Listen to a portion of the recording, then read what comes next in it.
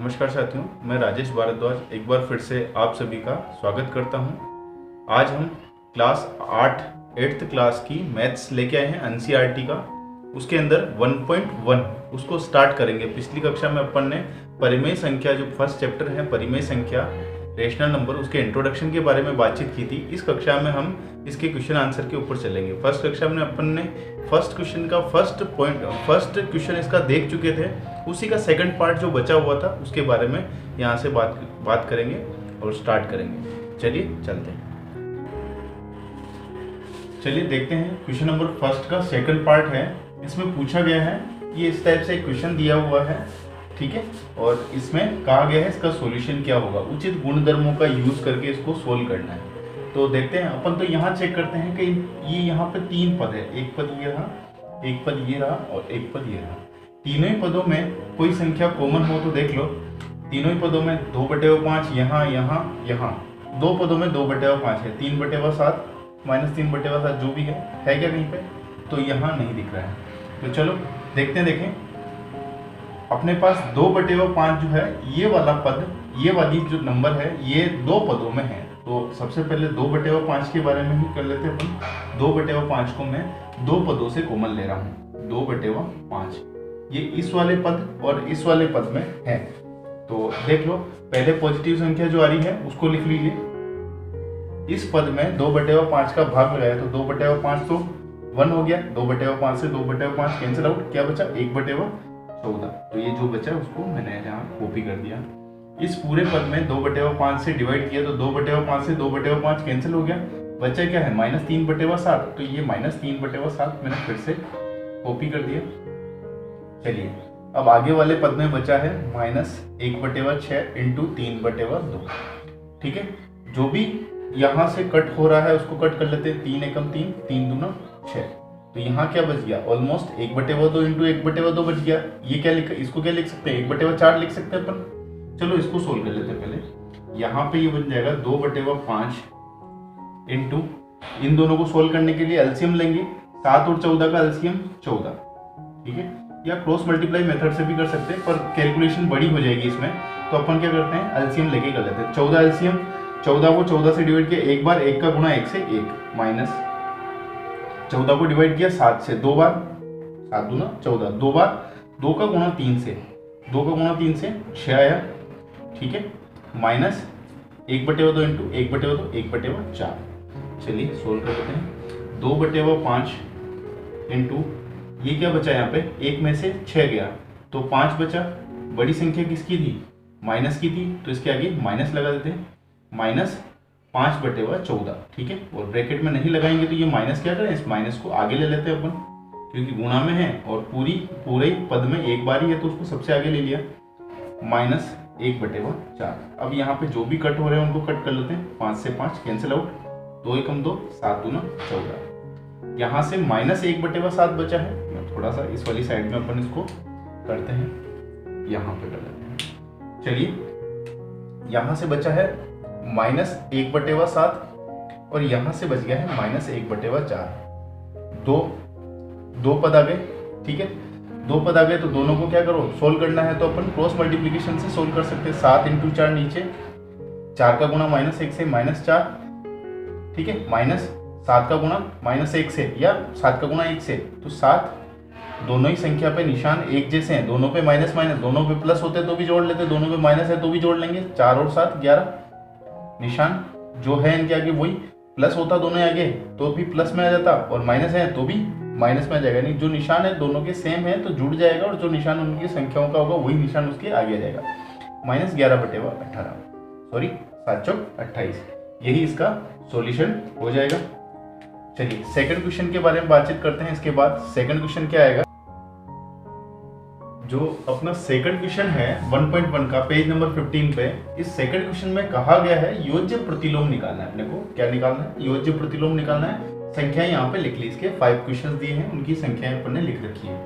पहले बात करें योज्य प्रतिलोम क्या होता है। इंग्लिश में बोलते हैं इसको, इंग्लिश में बोलते क्या बोलते हैं इसको? एडिटिव। इंग्लिश में क्या बोलते हैं? Additive identity. एडिटिव आइडेंटिटी बोलते हैं इसको। यानी कि इस नंबर को किस नंबर से ऐड करेंगे तो संख्या का मान 0 आ जाएगा, ठीक है। इस नंबर को किस संख्या से ऐड करेंगे या जोड़ेंगे कि संख्या का मान 0 आ जाए। तो इसके साथ में क्या जोड़ूं, इसी संख्या को मैं जोड़ दूं और निशान क्या कर दूं, उसका चेंज कर दूं, तो मान क्या आ जाएगा, 0 आ जाएगा। तो इसका प्रतिलोम, योज्य प्रतिलोम जो है, इनका योज्य प्रतिलोम जो है क्या होगा, ऐसी संख्या को इसके साथ ऐड करें कि इसका मान क्या आ जाए, 0 आ जाए, तो वो संख्या क्या होगी, वो संख्या क्या होगी, इसकी योज्य प्रतिलोम होगी। तो 2/8 के साथ मैंने क्या जोड़ा, -2/8 मैंने ऐड कर दिया, तो इसका मान क्या आ गया, 0 आ गया। तो ये -2/8 क्या आ गया, इसका योज्य प्रतिलोम आ जाएगा। इसी टाइप से इस -5/9 को मैं क्या किसके साथ जोड़ूं, 5/9 के साथ इसको ऐड कर दें, किसके साथ, 5/9 को 9 के साथ इसको ऐड कर दें, तो इनका मान क्या आ जाएगा, 0 आ जाएगा। देखो आगे थर्ड वाले में क्या है, दोनों ही माइनस माइनस का है, तो माइनस से माइनस कैंसिल आउट, तो इनका योज्य प्रतिलोम क्या हो जाएगा, -6/5, इस टाइप से हो जाएगा इनका योज्य प्रतिलोम। इस 2/-9 का क्या हो जाएगा, 2/9, दोनों को आपस में जोड़ेंगे, एक माइनस में एक प्लस में, 0 आंसर आ जाएगा। ये प्लस में आ गया और ये माइनस में, तो 0 आंसर आ जाएगा। 19/-6, तो इसका हो जाएगा 19/6। इस टाइप से ये इनके योज्य प्रतिलोम है, इस टाइप से ये संख्याएं इनकी योज्य प्रतिलोम है। योज्य प्रतिलोम का मतलब होता है योज्य एडिटिव इनवर्स। योज्य प्रतिलोम का मतलब होता है एडिटिव इनवर्स। इनका एडिशन होने के बाद इनका मान 0 आ जाए तो वो वाली संख्या क्या होगी, उसकी योज्य प्रतिलोम होगी। चलते हैं नेक्स्ट क्वेश्चन पे,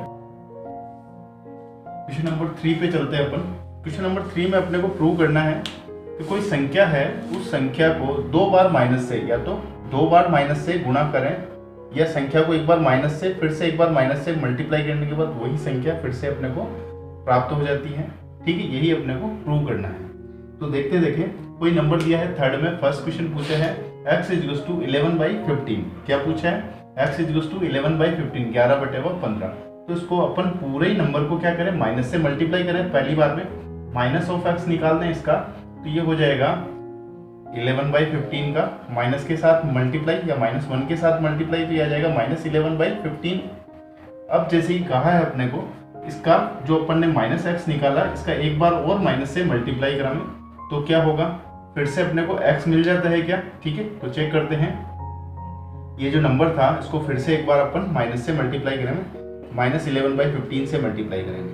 ठीक है, पहली बार अपन ने क्या किया, 2 बार करवा रहे हैं। ये फर्स्ट टाइम है अपना और ये सेकंड टाइम है। क्या कहा है इसने, फर्स्ट टाइम ये वाला प्रोसेस है और सेकंड टाइम पहली बार वाला ये वाला प्रोसेस है और सेकंड टाइम वाला ये वाला प्रोसेस है। तो अपन सेकंड वाले प्रोसेस में आगे हैं कि 2 बार ये प्रोसेस करने के बाद फिर से अपने को क्या फाइंड आउट हो जाए, x फाइंड आउट हो जाए। तो वो नंबर क्या है, ये जो अपने को पूछा है -(x) = x, तो ये अपना प्रूव हो जाएगा। यही क्वेश्चन में कहा गया है। तो बस देख लेते हैं। सेकंड टाइम अपन ने माइनस से जब मल्टीप्लाई किया पूरे इक्वेशन को, तो क्या हो जाएगा, -(x) = माइनस का माइनस से मल्टीप्लाई प्लस 11/15। और ये 11/15 क्या था, यही अपना क्वेश्चन था। 11/15 क्या है, यही क्वेश्चन है। और ये किसके इक्वल है, ये x के इक्वल है, =x, हैंड्स प्रूफ। यही अपने को पूछा गया था। देखिए इसी का सेकंड पार्ट है, सेम इसमें भी यही करना है अपने को। जो नंबर दिया गया है उसको पहली बार में मैं क्या करूँ, माइनस से मल्टीप्लाई कर लेते हैं अपन। तो ये जो नंबर दिया था इसको पहली बार में माइनस से मल्टीप्लाई कर लेते हैं। -13/17, इसको माइनस से मल्टीप्लाई किया तो ये क्या आ जाएगा, माइनस और माइनस का मल्टीप्लाई होगा तो प्लस आ जाएगा 13/17। सेकंड टाइम फिर इस नंबर को, जो ये -(x) है, इसको फिर से अपन ने क्या किया, माइनस से मल्टीप्लाई किया।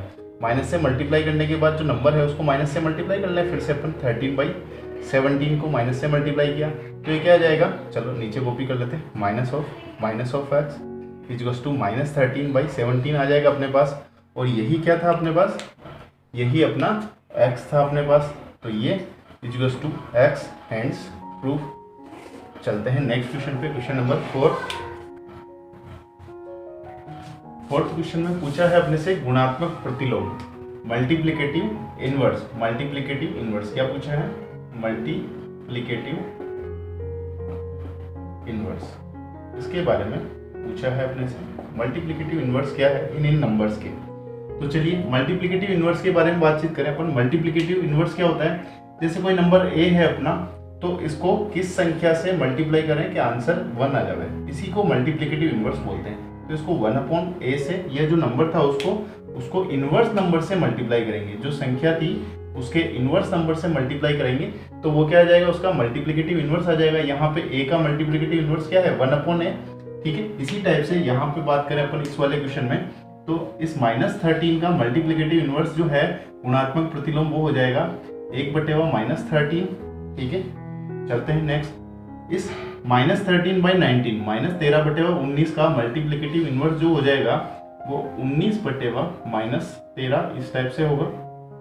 इस 1/5 का मल्टीप्लिकेटिव इनवर्स या गुणात्मक प्रतिलोम जो है वो 5 हो जाएगा। यहाँ देखिए, इसको थोड़ा सा सोल्व कर लेते हैं, थोड़ा सा सोल्व कर लेते हैं। तो ये क्या नंबर आ जाएगा, अपने पास क्या आ जाएगा, इसके बारे में देखें। 2 बार माइनस आ रहा है तो क्या आ जाएगा, अल्टीमेटली ये प्लस में आ जाएगा। कुछ कट रहा हो तो कट कर लीजिए, कुछ भी कटता हुआ नहीं दिख रहा है। 3 × 5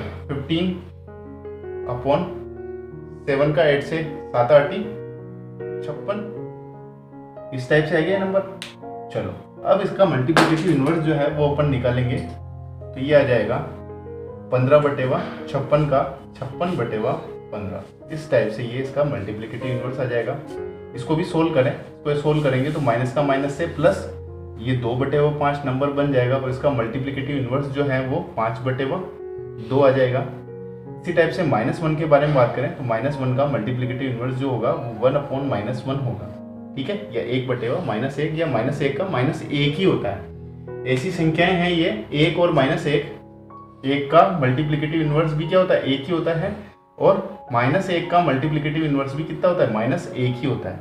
इन दोनों के ही जो है मल्टीप्लिकेटिव इनवर्स वो समान ही होते हैं। ये प्रश्न में आगे भी पूछा जाएगा, इसके बारे में देखेंगे आगे। चलिए चलते हैं नेक्स्ट क्वेश्चन में, क्वेश्चन नंबर 5।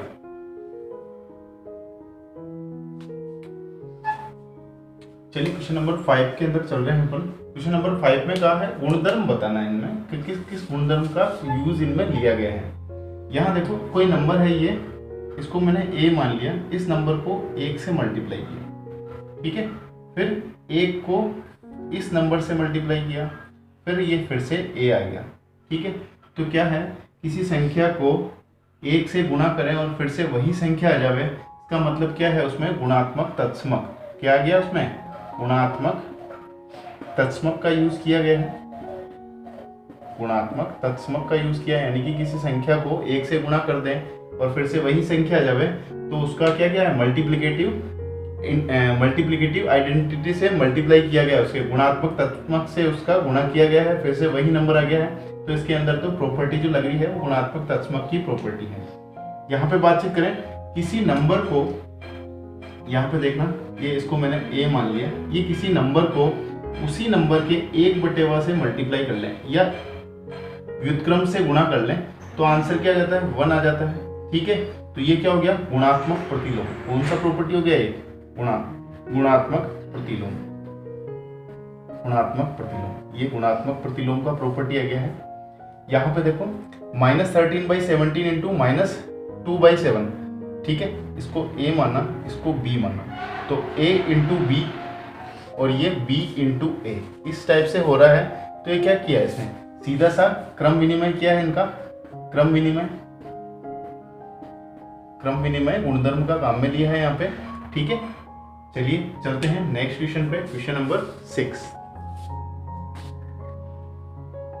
यहाँ पे क्वेश्चन नंबर 6 के बारे में कहा गया है। तो नंबर 6 में पूछा गया है कि 6/13 को -7/16 के व्युत्क्रम। पहली बात तो ये करें कि 7/16 का व्युत्क्रम क्या होगा, इसका व्युत्क्रम क्या होगा, फिर उनको गुणा करने की बात है। -7/16 का व्युत्क्रम होगा 16/-7 हो गया इसका व्युत्क्रम। इसको गुणा करना है किससे, 6/13 से गुणा करना है। ये 6/13 बस गुणा कर लीजिए आप, कुछ कट रहा हो तो कट कर लीजिए, नहीं कट रहा हो तो बस चलिए माइनस, दोनों ही संख्याओं में माइनस एक बार ही आ रहा है तो माइनस आगे आ जाएगा। 16 का 6 से करेंगे, 6 का 6 से 36, 6 का 1 से 6 और 3 9, 13 का 7 से करेंगे, 7 तिया 21, 2 हासिल के 7 और 2 9, 96/91 माइनस में, यही इसका आंसर होगा। सेकंड क्वेश्चन जो है सेवन वाले में कहा गया है अपने ये जो नंबर लिखे हुए हैं इनका गुणधर्म लिखो। जैसे मैं इसको a, इसको b और इसको c लिख दिया मैंने, a इंटू बी इंटू सी। यहाँ पे फिर से इसको किया है तो a इंटू बी इंटू सी। तो ये किस टाइप का प्रॉपर्टी बन रहा है, इसमें साहचर्य का गुणधर्म मिल रहा है। कौन सा प्रॉपर्टी ये, साहचर्य गुणधर्म। साहचर्य गुणधर्म किसी भी तीन संख्याओं के गुणा में उनके क्रम को आगे पीछे कर दिया जाए तो गुणा पर कोई भी फर्क नहीं पड़ेगा। इस गुणधर्म को साहचर्य गुणधर्म बोलते हैं। ठीक है, यही इसका सॉल्यूशन है। चलते हैं क्वेश्चन नंबर 8 पर। नेक्स्ट क्वेश्चन है क्वेश्चन नंबर 8। इसमें कहा गया है क्या, यानी कि पहले प्रश्न पूछ लिया -1 से 1/8, -1 से 1/8 का गुणात्मक भू प्रति यानी गुणात्मक प्रतिलोम 8/9 है क्या, इस टाइप से पूछा गया है। और 9th वाला क्वेश्चन है, इसमें पूछा गया कि क्या 3 से 1/3 का गुणात्मक प्रतिलोम 0.3 है या नहीं है, इसके बारे में जांच करनी है। तो सबसे पहले अपन इसको सोल्व करें। ये अपने पास नंबर है -1 से 1/8, इसको सबसे पहले मिक्स्ड फ्रैक्शन को सिंपल फ्रैक्शन में चेंज करते हैं तो ये बन जाएगा, माइनस को बाहर ले लिया अपन ने। ठीक है, 8 एकम 8, 8 और 1 9, 9/8। ठीक है, गुणात्मक प्रतिलोम होने के लिए क्या होता है, तो उन दोनों ही संख्याओं को आपस में गुणा किया जाता है। तो कौन सी संख्या को गुणा करेंगे, ये जो नंबर आया इसको और दूसरी वाली इस संख्या को आपस में गुणा किया जाएगा। दोनों ही संख्याओं के गुणा के बाद अपने पास जो प्रोडक्ट है इनका जो गुणा है उसका मान 1 आ जाए, इसका मतलब ये गुणात्मक प्रतिलोम है। तो देखते हैं, देखें गुणात्मक प्रतिलोम के लिए। अब गुणात्मक प्रतिलोम के लिए क्या आना चाहिए, इसका और इसका मल्टीप्लाई।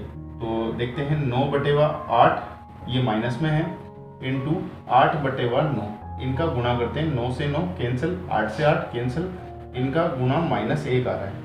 -1 नहीं आना चाहिए अपने पास, क्या आना चाहिए अपने पास, तो 1 आना चाहिए, क्योंकि a into 1/a is to 1।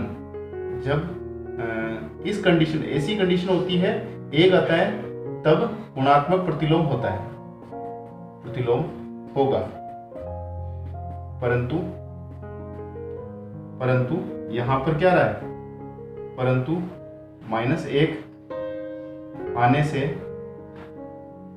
से क्या हो गया, -1 से ही 1/8 गुणात्मक प्रतिलोम किसके, 8/9 के, 8/9 के नहीं होगा।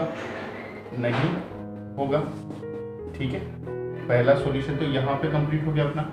दूसरे प्रश्न पे चलते हैं, 9th वाले में। 9th वाले में क्या कहा है अपने को, 3 से ही 1/3, इसको सोल्व कर लेते हैं अपन। तो ये आ जाएगा 3 से ही 1/3 जो है ये चेंज हो गया, आ जाएगा 3 3 9 और 1 10, 10/3। ये 0.3 है, इसको सोल्व करें तो ये क्या हो गया, 0.3 पॉइंट हटाया तो 0.3 पॉइंट हटाते ही ये बन गया 10। तो इनका गुणा करें 10/3 इंटू 3/10। आंसर कितना आ रहा है, 1 आ रहा है। 10 से 10 कैंसिल, 3 से 3 कैंसिल, आंसर 1 आ रहा है। अतः 3 से 1/3, 3 से 1/3 0.3 का गुणात्मक प्रतिलोम होगा, गुणात्मक प्रतिलोम होगा। यही इसका सॉल्यूशन है। चलते हैं नेक्स्ट क्वेश्चन पे। क्वेश्चन नंबर 10 के अंदर कहा गया है कि लिखिए, यानी कि कुछ पूछा गया है अपने से। पहला ही प्रश्न है इनमें, पहला प्रश्न इस टाइप से है, ऐसी परिमेय संख्या जिसका कोई व्युत्क्रम ना हो। तो ऐसी कौन सी परिमेय संख्या होगी जिसका कोई व्युत्क्रम नहीं होगा, तो यहाँ पे अपने पास 0 ही एक एकमात्र ऐसी संख्या है, इसी का व्युत्क्रम क्या होगा, 0 का व्युत्क्रम क्या होगा, फिर से 0 ही होगा। ठीक है, तो 0 का व्युत्क्रम हमेशा क्या होगा, 0 होगा। पहली इंफॉर्मेशन तो ये है। इनको बहुत बार एग्जाम में ऐसे ही पूछ लिया जाता है कि ऐसी परिमेय संख्या बताइए जिसका व्युत्क्रम नहीं होता है, तो वो परिमेय संख्या क्या होगी, 0 ही होगी। सेकंड क्वेश्चन पूछा है इसमें, परिमेय संख्या जो अपने व्युत्क्रम के समान हो। तो ऐसी परिमेय संख्या क्या होती है जो उसके व्युत्क्रम के समान होगी, 1 उसके व्युत्क्रम के समान और -1 ये भी इसके व्युत्क्रम के समान ही होगी। क्या होगी, 1 और -1 दोनों ही एक ऐसी संख्या है, 1 का व्युत्क्रम भी 1 होता है, -1 का व्युत्क्रम भी एक ही माइनस एक ही होता है। इसी टाइप से एक और माइनस एक जो है वो उनके व्युत्क्रम के समान ही होती है। थर्ड क्वेश्चन पूछा है इसमें, परिमेय संख्या जो अपने ऋणात्मक के समान हो, ऐसी परिमेय संख्या जो क्या हो, उसकी ऋणात्मक नंबर के समान हो, तो वो परिमेय संख्या क्या होगी? 0 का माइनस 0 भी कर दो आप तो क्या होगा, इसका मान फिर से 0 ही होगा। 0 में प्लस और माइनस का कोई महत्व नहीं रह जाता, तो 0 उसकी ऋणात्मक के समान भी होगा।